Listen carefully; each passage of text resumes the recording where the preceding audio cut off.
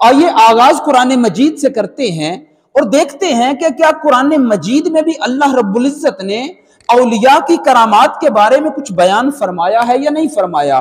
तो सबसे पहले सूरह आले इमरान आयत नंबर 37 उसका कुछ हिस्सा आप अहबाब के सामने पेश करता हूं। कुरान कहता है कुल्लमा दाखला अलैहा ज़करिय्यल मिहराब, कि जब कभी हजरत ज़करिया अलैहिस्सलाम जनाब मरियम रदियल्लाहु ताला अन्हा की उस मिहराब में, उस इबादत गाह में दाखिल हुआ करते, वजद इंदहा रिज़्का, तो उनके पास बेमौसम फल पाया करते थे। एक दिन उन्होंने पूछ लिया, काला या मरियम अन्ना लकी हाजा, ए मरियम ये तो बता कि ये जो फल तुम्हारे पास होते हैं इनका तो मौसम ही नहीं हमारे इलाके में, इस मौसम में इस इलाके में ये फल तो होते ही नहीं, तो ए मरियम तुम्हारे पास ये फल कहां से आते हैं। तो कुरान ये जवाब देता है, हजरत मरियम रदियल्लाहु ताला अन्हा ने अर्ज किया, कालत हुआ मिन इंदिल्लाह, कि ए मेरे खालू जान ये कहीं और से नहीं आए, ये अल्लाह की अता से हैं, ये अल्लाह की बारगाह से मेरे पास आते हैं। इन्नल्लाह यर्ज़ुक़ु मन यशाअ बिगैरि हिसाब, और अल्लाह ताला जिसको चाहता है बेहिसाब रिज़्क़ अता फरमाता है। ये वाक़या कुरान में मौजूद है। मुफस्सिरीन फरमाते हैं कि ये वाक़या हजरत मरियम रदियल्लाहु ताला अन्हा के पास बेमौसमे फलों का आना ये आपकी करामत है।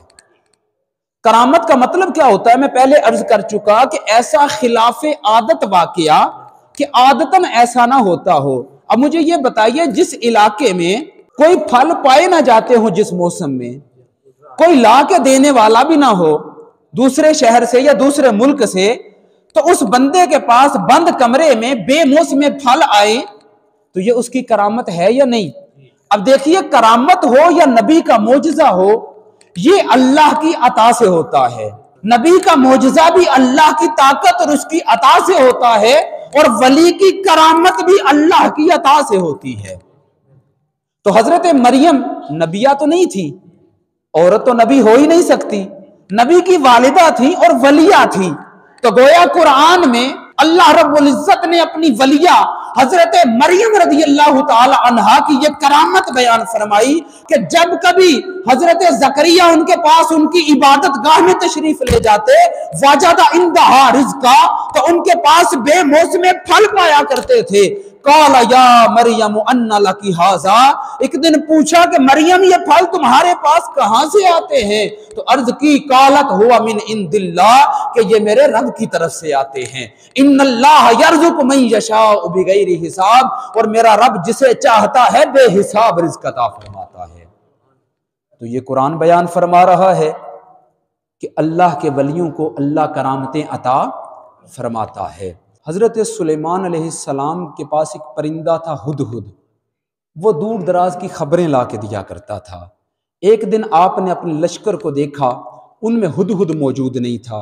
पूछा, हुदहुद कहाँ है? अगर आज ये कोई अच्छी खबर लेकर ना आया तो इसको मैं सख्त सजा दूंगा।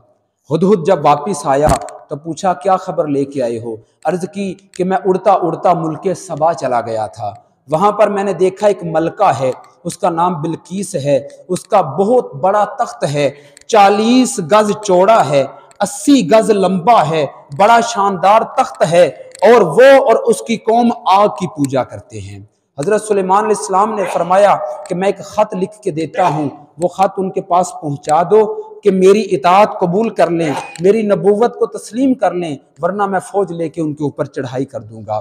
हुदहुद खत लेके वहां पर फेंक कर पीछे आके हजरत सुलेमान अलैहिस्सलाम की हिदायत के मुताबिक छुप के उनकी बातें सुनने लगा। बल्कि बिल्कीस ने जब वो खत देखा, अपने वजीरों को बुलाया और पढ़ के सुनाया कि यह हजरत सुलेमान ने खत भेजा है और कहा है कि हमारी इताअत कबूल कर लें, वरना हम लश्कर लेके आपके साथ जंग करने के लिए आ जाएंगे। वजीरों ने कहा कि जो आप हुक्म करती हैं हम आपके लिए हाजिर हैं। तो उसने कहा कि नहीं, जंग करना मुनासिब नहीं, पहले देख लेते हैं कि वाकई अल्लाह के सच्चे नबी हैं या माज़अल्लाह नबूवत के झूठे दावेदार हैं।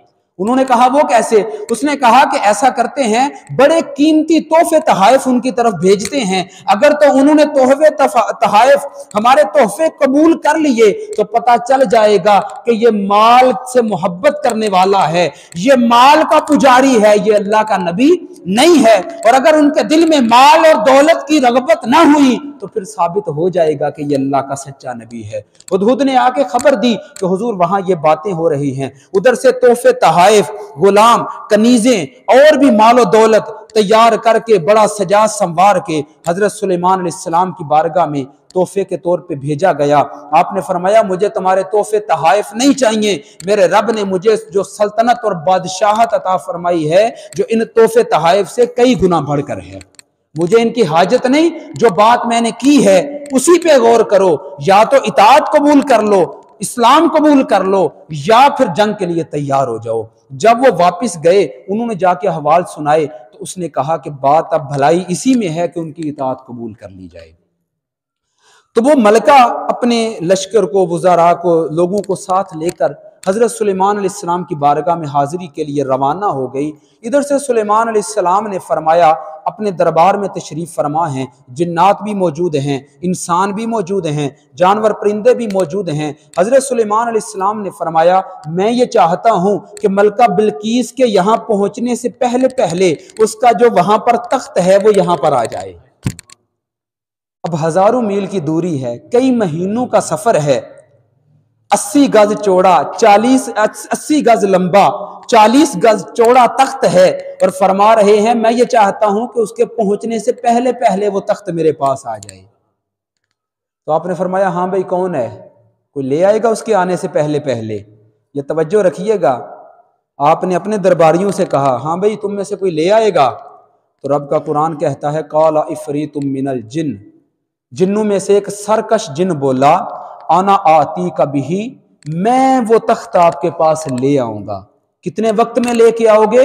कबल अन तकुमा मिन मकामिक, इससे पहले कि आप अपनी ये मजलिस बर्खास्त करें, आपकी ये मजलिस खत्म होने से पहले पहले वो तख्त में मलका बिल्कीस का जो हजारों मील दूर है वहां से उठा के लाके आपके सामने रख दूंगा।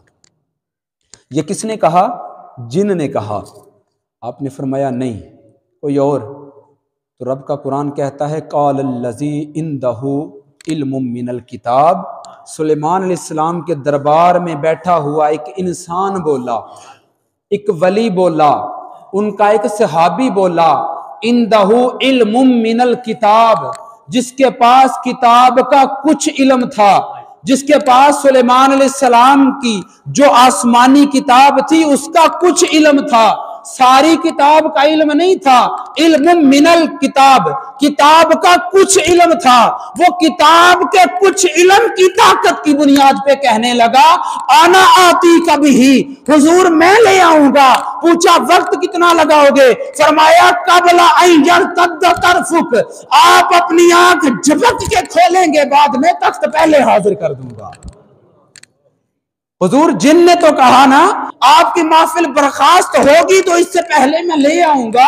हुजूर मुझे इतना वक्त नहीं चाहिए, रब की अता से मैं वो तख्त ले आऊंगा। कबला अय्यर तद तरफुक, इससे पहले कि आप अपनी पलक झपके, आप अपनी आंख झपकेंगे, आंख झपक के खोलेंगे तो वो तख्त आपके सामने हाजिर होगा। और फिर वो तख्त हाजिर हुआ। ये रब का कुरान कहता है।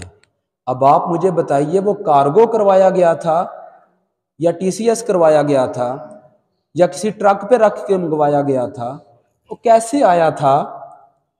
तो भाई अगर करामाते औलिया का वजूद ही कोई नहीं, करामाते औलिया की कोई हकीकत ही नहीं, करामाते औलिया की कोई अहमियत ही नहीं, तो रब ताला ने इस किताबे हिदायत में औलिया की इन करामात को इतनी तफसीलात से क्यों बयान फरमाया है?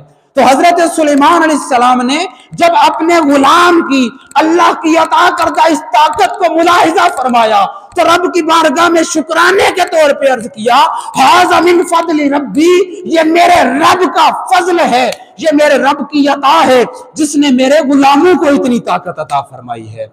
अब यहां पर एक ईमान अफरोज जुमला आपके हवाले कर दूं।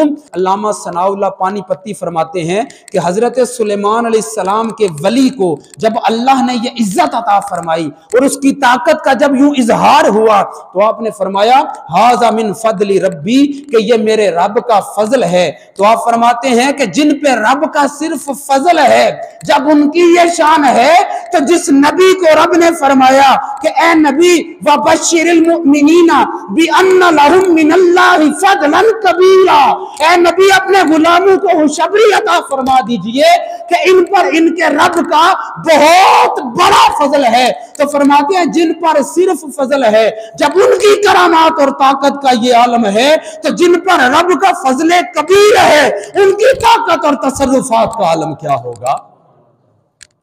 और भाई जिन पर सिर्फ सादा सा फजल है, अगर उनकी ताकत का ये आलम है, तो जिन पर बश्शिरिल मुमिनीना बि अन्ना लहुम मिनल्लाहि फज़लन कबीरा, जिन पर फजले कबीर अल्लाह का है, उनकी ताकत, तसर्रुफात और करामत का आलम क्या होगा। असहाबे कहफ का वाक़या आपने सुन रखा है। रब का कुरान कहता है वलाबिसू फी कहफिहिम सलासा मियता सिनीना वज़दादू तिसआ, कि असहाबे कहफ गार में 309 साल तक सोए रहे। 309 साल तक गार में सोए रहे। अब मुझे ये बताएं 309 साल में कभी एक दफा भी उठ के उन्होंने खाना खाया था, पानी पिया था, कज़ाए हाजत की थी, कोई और मामला किया था? तो मुझे बताएं क्या 309 साल तक कोई इंसान बगैर खाए, बगैर पिए, बगैर कज़ाए हाजत किए जिंदा रह सकता है? बोलें तो सही, रह सकता है जिंदा 309 साल तक? जाएं मेडिकल साइंस से पूछ लें, आप साइंसदानों से पूछ लें, 309 साल तक बगैर खाए, बगैर पिए, बगैर कज़ाए हाजत किए इंसान जिंदा रह ही नहीं सकता। लेकिन रब का कुरान कह रहा है, सूरह कहफ की आयत नंबर 25 ये कह रही है वलाबिसू फी कहफिहिम सलासा मियता सिनीना वज़दादू तिसआ, कि अल्लाह के वो वली जो गार में गए थे 309 साल तक बगैर खाए पिए गार में जिंदा रहे हैं। तो ये करामत नहीं तो और क्या है। आज का मौजू जितना भी था ये कुरान मजीद की रोशनी में था। तो इन दलाइल से ये मालूम हुआ कि अल्लाह रब्बुल इज़्ज़त के औलिया को भी अल्लाह ने करामात अता फरमाई होती हैं, और करामत भी दर हकीकत उस वली के नबी का मोजज़ा होता है, क्योंकि वो शान और वो ताकत दर हकीकत उसी नबी के फैज़ से उसको हासिल होती है। तो किसी भी वली की करामत दर हकीकत उसके नबी का मोजज़ा होता है। लिहाजा इतने कुरान मजीद में वाज़े दलाइल होने के बावजूद कि अगर अल्लाह ने पिछली उम्मतों को इतनी करामात अता फरमाई हैं, तो जिस महबूब की खातिर सारी कायनात को तख्लीक फरमाया उसके गुलामों को कितनी करामात अता फरमाई होंगी। ये इंशाअल्लाह फिर कभी मौका मिला तो तफसीलात बयान करूंगा।